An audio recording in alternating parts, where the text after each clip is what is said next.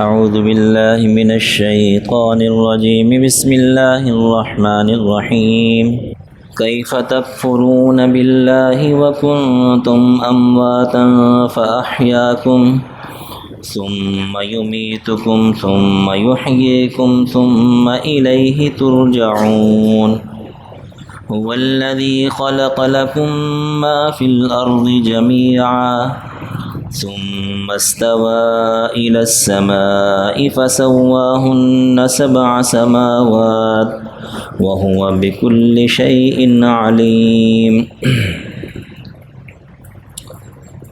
کیف تکفرون باللہ، تم کس طرح اللہ کا انکار کرتے ہو، وکنتم امواتا، حالانکہ تم بے جان تھے، فاحیاکم، اس نے تمہیں زندگی دی، ثم یمیتکم، پھر وہ تمہیں موت دے گا، ثم یحییکم، پھر وہ تمہیں زندہ کرے گا، ثم الیہ ترجعون، پھر اسی کی طرف تم لوٹائے جاؤ گے۔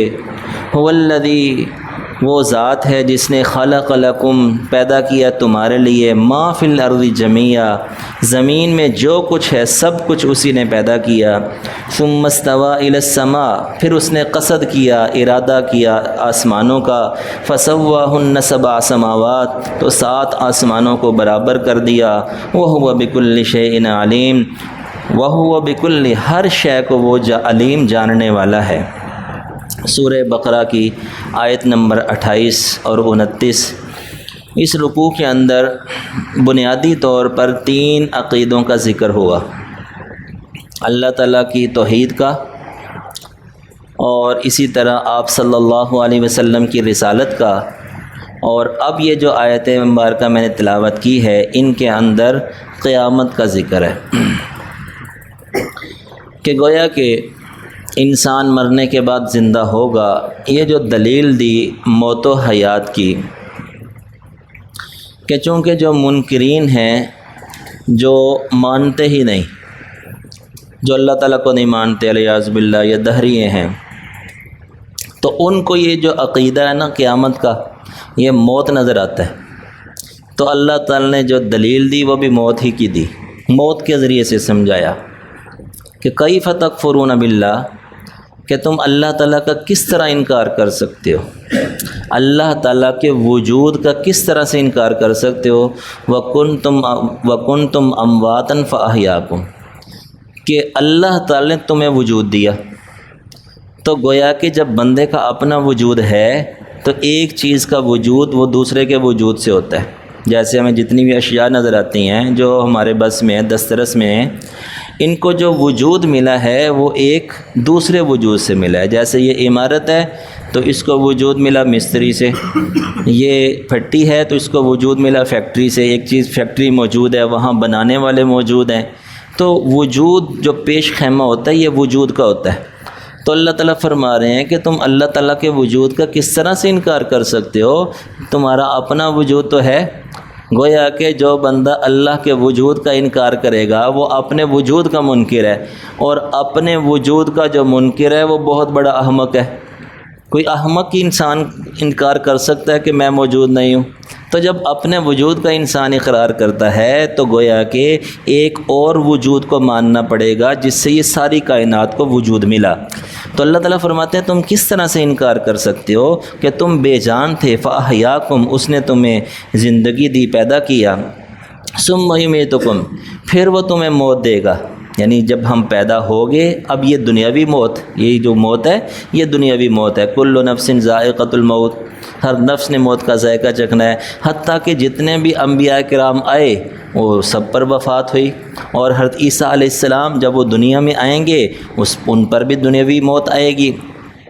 تو انبیاء کرام نہیں رہے تو کسی اور نے بھی نہیں رہنا، تو گویا کہ پھر وہ دنیاوی موت آئے گی، ثم یحییکم، پھر وہ تمہیں زندہ کرے گا، ثم الیہ ترجعون، پھر تم اسی کی طرف لوٹائے جاؤ گے۔ اب اس آیت مبارکہ سے ایک بات تو یہ ثابت ہوئی کہ جو لوگ آج بھی ایسے لوگ موجود ہیں کہ جو کہتے ہیں کہ بس دنیا ہی دنیا ہے، دنیا ہی دنیا ہے، اور یہ جو جتنے بھی ہمیں نظر آ رہا ہے کائنات کو جو چلا رہا ہے وہ کہتے ہیں یہ زمانہ ہے، بس تو یہ اس وقت بھی یہ لوگ کہتے تھے کہ اللہ تعالیٰ نے ان کا یہ جملہ نقل کیا کہ وہ لوگ جو کہتے ہیں ان ہی الا حیاتنا الدنیا نموت و نحیا وما یہلکنا الا الدہر، یہ قائل آج بھی لوگ موجود ہیں، اس وقت بھی تھے۔ وہ کہتے تھے کہ بس دنیا ہی دنیا ہے، نموت و نحیا، ہم اس میں زندگی گزارنے ہیں، ایک وقت آئے گا مر جائیں گے، وما یہلکنا الا الدہر، یہ زمانہ ہمیں چلا رہا ہے۔ گویا کہ کسی چیز کا تو انسان نے ماننا ہی ہے نا، اتنا تو پتہ ہے کہ کوئی نہ کوئی ایسی ذات ہے یا کوئی ایسا نظام ہے جو سارے افلاک کو چلا رہا ہے، سارے نظام کو چلا رہا ہے۔ تو وہ جو اس قسم کے لوگ تھے، خدا کو نہیں مانتے تھے، انہوں نے نام رکھ دیا زمانہ، کہ زمانہ چلا رہا ہے۔ بس زمانہ ایک چیز ہے جو پیدا بھی کر رہا ہے لوگوں کو، اور زمانہ ایک چیز ہے جو لوگوں کو موت بھی دے رہا ہے، اور زمانہ ایک چیز ہے جو سورج کو نکال بھی رہا ہے، غروب بھی کر رہا ہے۔ انہوں نے زمانہ نام رکھ دیا، حالانکہ اس کی ان کے پاس کوئی دلیل نہیں ہے۔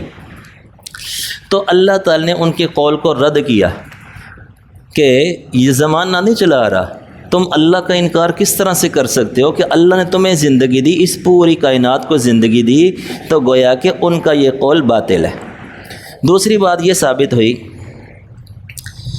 کہ انسان مرنے کے بعد زندہ ہوگا، کہ جب عدم سے وجود اللہ تعالی نے دے دیا، فاحیا کنتم امواتا فاحیاکم، تم بے جان تھے، اللہ نے تمہیں زندگی دی، تو گویا کہ عدم سے وجود مل گیا۔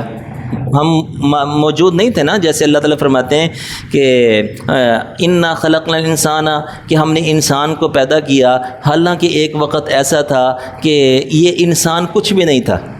سورہ دہر کے اندر آتا ہے کہ یہ اس کا کوئی ذکر ہی نہیں تھا، انسان تھا ہی نہیں، تو عدم سے وجود دیا۔ اب قیامت کے دن کیا ہوگا کہ اب وجود مل گیا نا، تو وجود سے وجود دینا آسان ہے، اللہ تعالیٰ کے لیے آسان مشکل کچھ نہیں ہے۔ انسان کو سمجھانے کے لیے کہ ایک چیز معدوم ہو ہی نہ، اس کو ایجاد کرنا یہ مشکل ہوتا ہے۔ مثلا جیسے جہاز ہے، اب جہاز جو ہے معدوم تھا، اس کو ایجاد کرنا مشکل تھا، لیکن جب ایک جہاز بن گیا، اب دوسرا بنانا آسان ہو گیا۔ اب موبائل ہے، اس کو ایجاد کرنا ایک مشکل کام ہے، لیکن جب ایک موبائل بن گیا تو اب دوسرا بنانا آسان ہے۔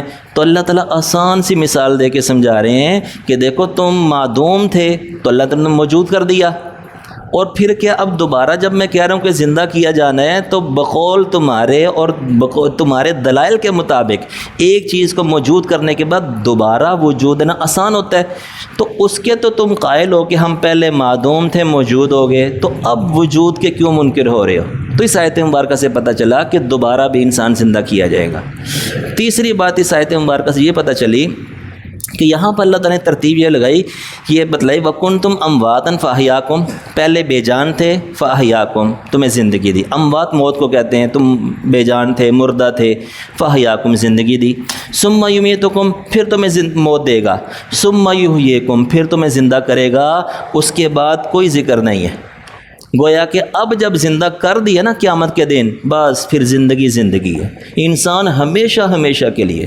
جیسے آتا ہے نا کہ اب دیکھیے کہ اللہ تعالیٰ ازل سے ہیں، ابد تک ہیں، ہمیشہ سے ہیں، ہمیشہ رہیں گے۔ اور یہ جو تین مخلوقات ہیں نا، انسان، جنات اور فرشتے، ان کی ابتدا ہے کہ جب یہ پیدا ہوتے ہیں، جیسے ہماری بھی ابتدا ہے، جنات کی بھی ہے، فرشتوں کی بھی ہے، لیکن اب یہ ہمیشہ ہمیشہ کے لیے۔ انسان یہ جو ہے نا، ہم کہتے ہیں انتقال کر گیا، یہ منتقل ہو رہا ہے، ایک عالم سے دوسرے عالم میں منتقل ہو رہا ہے۔ اب یہ انسان جو ہے نا، اللہ تعالیٰ نے ایسے نہیں قسم اٹھا کے کہا والعصر ان الانسان لفی خسر، کہ اللہ تعالیٰ قسم اٹھا کے سمجھا رہے ہیں کہ انسان کی اب خیر نہیں ہے۔ کیوں خیر نہیں ہے؟ کہ اب انسان ہمیشہ ہمیشہ کے لیے۔ ثم یحییکم، بس اب زندہ کر دیا تو پھر موت نہیں ہے، بلکہ ایک حدیث شریف میں آتا ہے جس کا مفہوم ہے قیامت کے دن موت کو ایک جانور کی شکل میں لایا جائے گا۔ جو موت ہمیں آتی ہے نا، اللہ تعالیٰ اس کو ایک جانور کی شکل میں لائیں گے اور موت کو ذبح کر دیا جائے گا، اور اللہ تعالیٰ فرمائیں گے کہ اب کسی نے مرنا نہیں ہے، جو جہنم میں چلا گیا جہنم میں، جنت میں چلا گیا جنت میں۔ اسی لیے اللہ تعالیٰ فرما رہے ہیں کہ ایک مرتبہ جو بندہ جنت میں چلا گیا نا، تو اللہ تعالیٰ فرما رہے ہیں ذالک الفوز العظیم، یہ بہت بڑی کامیابی ہے، جس کو اللہ تعالیٰ فرما رہے ہیں بہت بڑی ہے۔ وجہ یہ ہے کہ جب زندہ کر دیا اب موت نہیں ہے۔ ثم الیہ ترجعون، پھر تم اسی کی طرف لوٹائے جاؤ گے۔ هو الذی خلق لکم ما فی الارض جمیعا، اب اس کا اللہ تعالیٰ دوبارہ اعادہ کر رہے ہیں کہ رکوع کے شروع میں کہا تھا نا اعبدوا ربکم، کہ عبادت کرو اپنے رب کی، اس نے تمہیں پیدا کیا، دلائل دیے تھے نا، تمہیں پیدا کیا، تم سے پہلے لوگوں کو پیدا کیا، تو پھر اسی کا اعادہ کر رہے ہیں کہ عبادت اسی کی کرو. کیوں؟ هو الذی خلق لکم ما فی الارض جمیعا، کہ اسی نے پیدا کیا تمہارے لیے ما فی الارض جمیعا، زمین میں جو بھی ہیں نعمتیں ہیں، زمین و آسمان میں جو چیزیں ساری اللہ تعالیٰ نے تمہارے لیے پیدا کی. ثم استوى الی السماء فسواہن سبع سماوات، پھر اللہ تعالیٰ نے قصد کیا، ارادہ کیا آسمانوں کا، فسواہن سبع سماوات، ان کو بھی برابر کر دیا، 7 آسمان بنا دیا. جس طرح 7 آسمان ہیں اسی طرح 7 زمینیں بھی ہیں. دوسری جگہ پہ آتا ہے وَمِنَ الْأَرْضِ مِثْلَهُنْ، کہ اللہ تعالیٰ نے جتنے آسمان بنائے ہیں انہی کی مثل زمینیں بھی بنائی ہیں. اسی طرح حدیث شریف میں آتا ہے جس کا مفہوم یہ ہے کہ اللہ تعالیٰ نے الارضین سبع، کہ اللہ تعالیٰ نے 7 زمینیں پیدا کی. اب اس کی کیا کیفیت ہے؟ بس ہمارا کام ہے ایمان رکھنا. جیسے 7 آسمان ہیں، اب ان کی کیا کیفیت ہے واللہ عالم. ہمیں تو ایک زمین اور ایک آسمان نظر آ رہا ہے، تو جس نے اس کو وجود دیا انہوں نے 7 آسمانوں کو اور 7 زمینوں کو وجود دیا. قرآن پاک سے 7 آسمان ثابت ہیں اور 7 ہی زمینیں. ایک زمین اور ایک آسمان تو ہم دیکھتے ہیں، گویا کہ اسی طرح 6 زمینیں اور 6 آسمان اور بھی ہیں. وَهُوَ بِكُلِّ شَيْءٍ عَلِيمٌ، اللہ تعالیٰ ہر شے کو جاننے والے ہیں. اب دیکھیے جو خالق ہوتا ہے نا، جس نے تمام چیزوں کو پیدا کیا، بر و بحر کو پیدا کیا، تو لہذا اس کے لیے ضروری ہے کہ وہ علیم بھی ہو، ہر شے کو، ذرے ذرے کو، قطرے قطرے کو جانتا بھی ہو. اب سمندروں کے اندر کتنا پانی ہے، یہ پانی جو ہے اس کے اگر کس کو قطرے بنائے جائیں تو کتنے قطرے بنے گے اللہ تعالیٰ جانتے ہیں. صحراؤں کے اندر جو ریت کے ذرات ہیں یہ کتنے ہیں اللہ تعالیٰ جانتے ہیں. اور کائنات کے اندر کتنے درخت ہیں اور کتنے پتے ہیں. ما تسقط فی الارض من ورقۃ الا یعلمها، کہ ایک پتا بھی زمین پر گرتا نہیں ہے، اللہ تعالیٰ کے علم میں ہے. تو گویا کہ یہ اللہ تعالیٰ کا ایسا عجیب علم ہے کہ وَهُوَ بِكُلِّ شَيْءٍ، کل شے کے اندر ایک ذرہ بھی خارج نہیں ہے. کل شے کے اندر ہر شے آ گئی کہ اللہ تعالیٰ ہر چیز کو جاننے والے ہیں. اللہ تعالیٰ قرآن پاک کا صحیح فہم نصیب فرمائے.